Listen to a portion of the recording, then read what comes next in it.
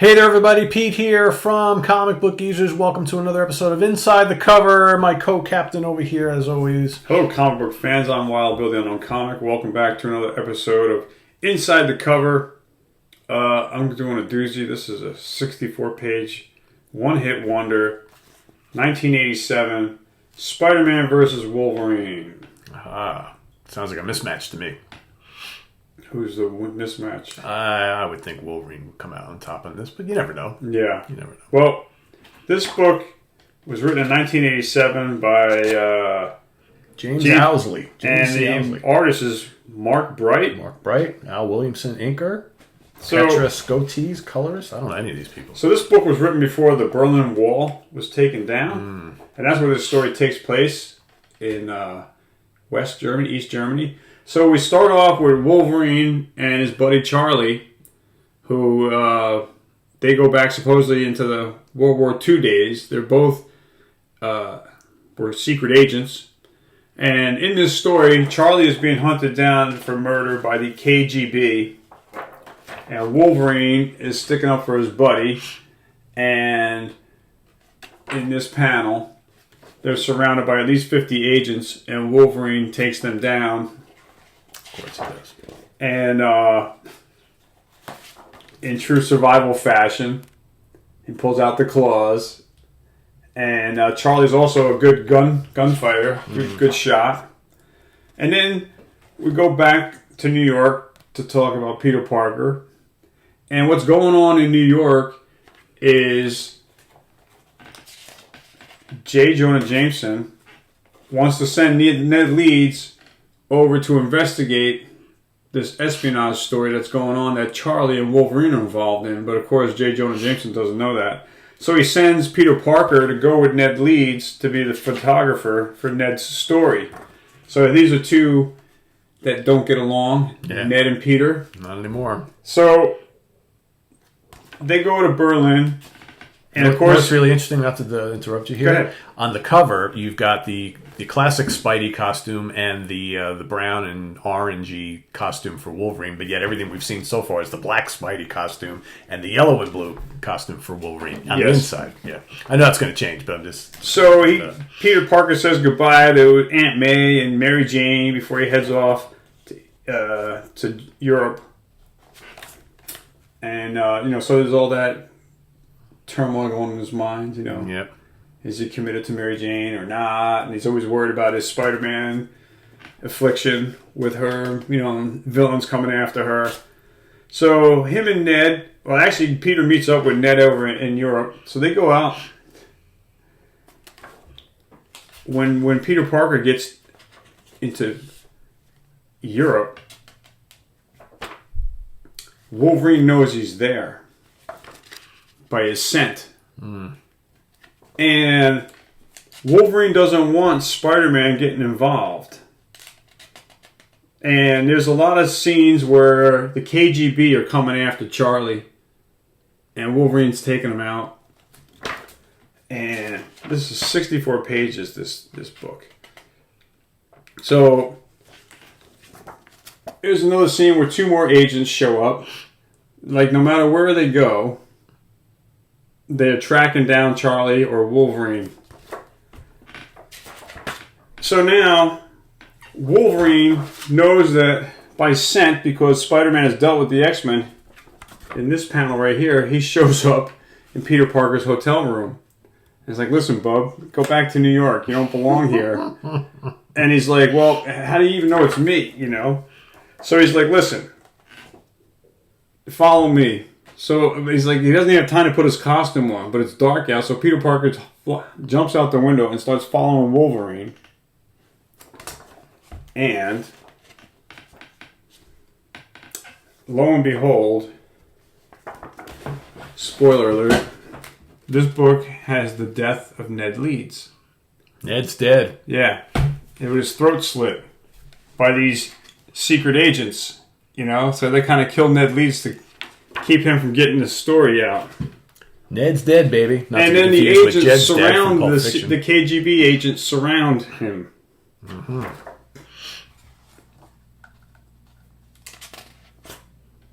And then Wolverine breaks in and kind of saves him. So they're not really going against each other in the beginning part of the story. And the only way to escape is to jump out the window. Which both can do. And he's not in costume again. Yep. Interesting point how you pushed the black suit, because the black suit had just came out like the year before. Yeah. So now Peter Parker needs a costume, and he goes to some costume shop in West Germany, and the shopkeeper's not open. He forces him to stay open, and he pleads with the guy to buy the suit, and it's like, well, this is for my son's Halloween costume. But he winds up buying it at a steep price. So now that's how he gets the classic red and white suit. And look what it says on the back. Die spinny, die spiny, die spinne, whatever the hell that means. I don't know if that's German. Yeah, probably. So Spider-Man decides to hop over the wall into East Berlin, and of course the cops there in the tower see him, and they open fire on him. So now he's got to start doing all kind of his acrobatic stunts to get out of it. And then he realizes he's landed in a minefield. So he's got to pull some more stunts to get out of that. And then over here, he winds up using his webs to grab him by the ankles and trip him, because he doesn't want to kill them. But it keeps them from shooting at him. So now he escapes and gets by these guys. So now what he's doing is he hopped over the wall because he had put a spider tracer on Wolverine, and he follows it, and what he winds up doing is crashing into this hotel room, and there's this couple in bed. Oops, sorry. And then he finds the spider tracer stuck to a chair. Wolverine found it, and he writes this note: "You're way over your head, bub. Go home." That's what you said. So Spider-Man, of course, doesn't give up, and he goes, Wolverine's in this factory. It's like a front for the KGB agents. And Wolverine makes it to the factory and catches up with Charlie and find out that Charlie's a woman. And I'm like, what the hell? Because in the first page, I didn't see any boobs on Charlie. Looks like a guy. Looks like a guy, yeah. So they tell you that Charlie's a woman. Undercover, obviously. Good job. You know? And so, of course, they've got a little romance thing going. Ooh, kissy, kissy. So she's hurt. He takes her upstairs. And now they're going to have a nice dinner. But this secret agent, if you can see that, is putting poison in the food. And then Wolverine's like, I think that apple's poisoned. And she just wants to enjoy life as much as she can before the end comes, because she knows no matter where she goes, the agents are not going to stop until they kill her. Yep. And Wolverine knows it too. So Spider-Man, thinking he's doing good, crashes in on the scene. Of course, which pisses Wolverine off. So all kinds of mayhem ensues. Finally we get the fight. Gunfire. Wolverine kicks up a table, kind of scolding Spider-Man for ruining everything, because things were going according to Wolverine's plans until Spider-Man kicked in the door.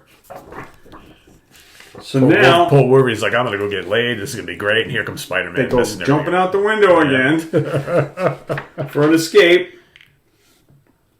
So now Wolverine and Spider-Man are teaming up, going after the agents. Yep, there's the other costume for Wolverine. All right, so they're kind of teaming up here. So there's really no conflict so far in this book. And we're already like 45 pages into it. Almost, was that 30?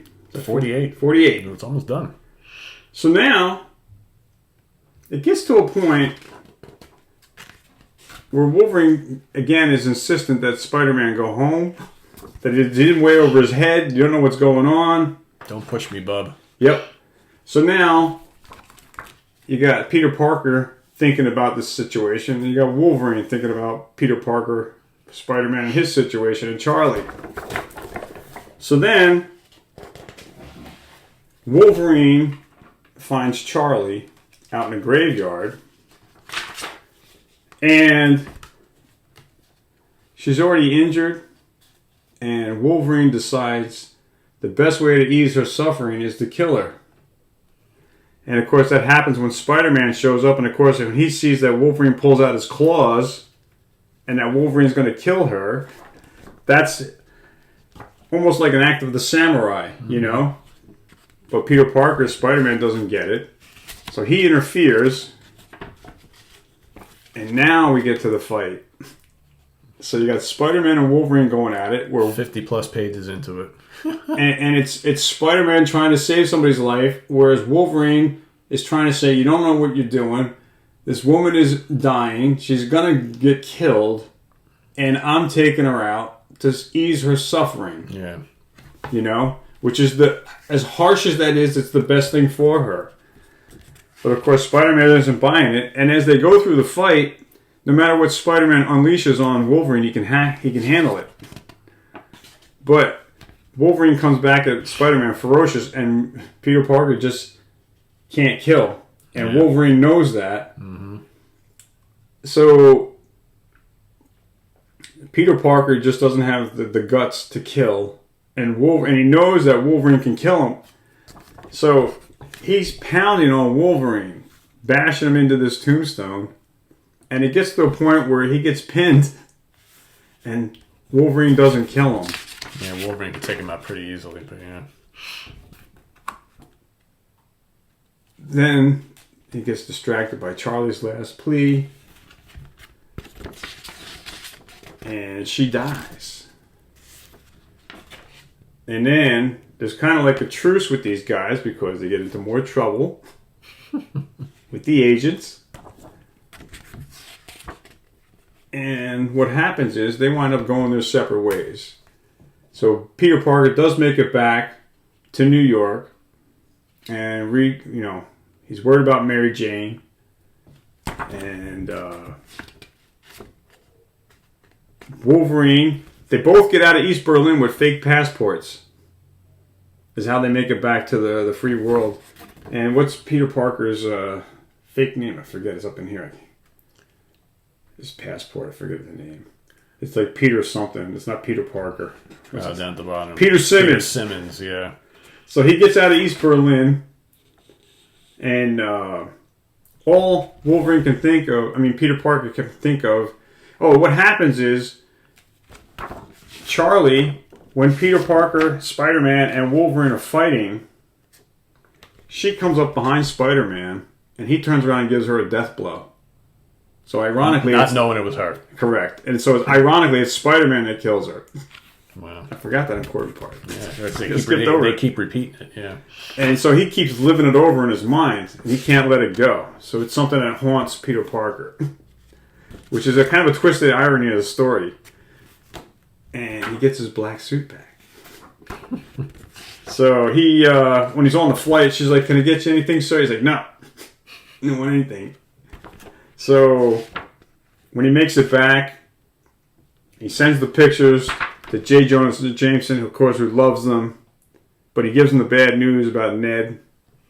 And, of course, he kind of gets in touch with Mary Jane and gets a nice hug at the end.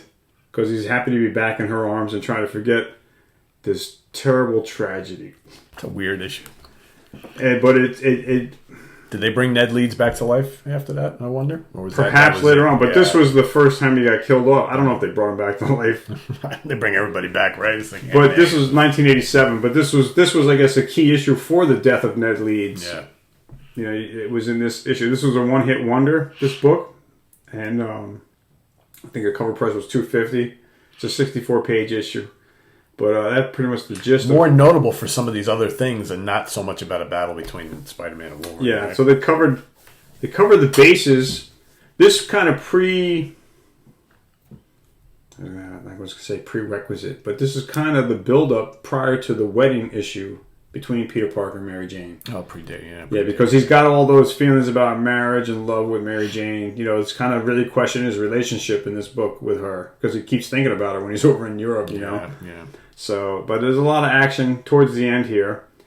A lot of espionage build up between Charlie and Wolverine. And the big curveball that she's a woman, and you don't find that out till later on in the book because you think it's a man because they talk about how they were agents back in the day when they were with Weapon X. Yeah. You know. Yeah. So anyway, that wraps up this episode of Inside the Cover for Spider-Man versus Wolverine. I'm Wild Bill, as always, saying thanks for being here. Thank you for your comments and your subscriptions. Please click the like button and share this video with your friends and click that notification bell so you can be kept in the loop every time we have a new video. And as always, we thank you for being here. I'm Wild Bill saying thanks for being here. But I got a little before you go. Yeah. Had to get all that blurb out. And, no drawings, but I got some pictures. Recently, if you go on Comic Book Geezers on Facebook, we got a Facebook page. And we had a viewer about a year ago ask me, hey, have you got any pictures of the Comic Book Geezers in your younger days? Because we've been friends for like over 35 years now. I'm actually 37 now. Yeah. So I thought about it, and I just never got around to it. But this week I posted a picture of us from 1995 when we went to Boston. And yeah, I'm 30 years old in this shot. So you had to be what, maybe 28? 29, probably. We're a year apart. 19, yeah, it was September of 95. Yeah, I was 29. So yeah, there's an oldie. Jesus. So then I went looking for some other pictures, and here's another comic book geezer, Kirk. Kirk in his younger days. Yep, that was what, about 86 or 87? That looks like Steve's apartment in Albany. Oh, really? So it's later than that. It's like 91. 91, okay, yeah. Gotcha. And then let's go back to 1993 when Steve came back to Middletown. That's Steve's buddy Kevin. But there's Pete and I. And a lot of beers. Yes. This is when Pete and I were roommates. It's a little blurry. Yeah, a little blurry. This was back in your chubby days, remember? Before you started going on a diet. Before I started working out. Yeah. This was 93 because it was 94 is when you started to lose the weight and work out and everything. Yes. Kirk had a party in 1991 at his house, and here's all three of us. That's a great shot. And this is the night... A lot of facial hair going around back then, right? And this is the night I came out of the closet with the Fiend impression. Oh, the Fiend was born on that night. Yes. Yep. Well, I had kept that to myself for 3 years, but it got captured on video that night. So this was the birth of the Fiend that night. And I believe I had probably done it already, the impression, because the big guy caught it on his camera. Mm-hmm. And I was hanging in the living room when that happened. And now I'm working my way into the center of the house. So I think it was already captured. But yeah, this is the night of the Fiend was born. And then I'm going to go back a little bit further in time to like the fall of 86, my senior year in college. And that's Pete and I. Not the same sunglasses. No. And but yeah, that's in my bedroom. Me with my rainbow bent out straight between the eyes shirt. Yep. Which did not make it past the 80s, unfortunately. Yeah, and I don't have that Rush poster anymore. Nor did they make Kronenborg beer, which is the blue sign above the red sign above the Heineken. Yeah, that's right. But yeah, some older pictures. I don't know. This looks blurry through my shades, but yeah, this is an old picture. You got to hold it back a little bit, I think. There you go. Oh, there you go. There you go. 1986. Yeah, hold them all right about that distance, I think. What was that, 90? This is 91. 91? Yeah. Man. This is 93. And then... In my flannel days. And this is 91 also, Kirk. Yep. He's a good poser. Yep. And in the Boston shot one last time. Yeah, this is 1995. So there you have it, gang. Some of the vintage comic book geezer posters when we were not geezers. So kids, comic book kids, comic book college guys. Yeah, you know, or post-college days. Not too far to post. But anyway, hope you enjoyed the photo walk down memory lane. So, and as always, gang, thanks for being here. I'm Wild Bill saying, take it easy. We'll see you next time. And I'm Pete. Have a good one, everybody, and we'll see you with more stuff real soon. So, take care. Have a good one. Bye-bye. Bye.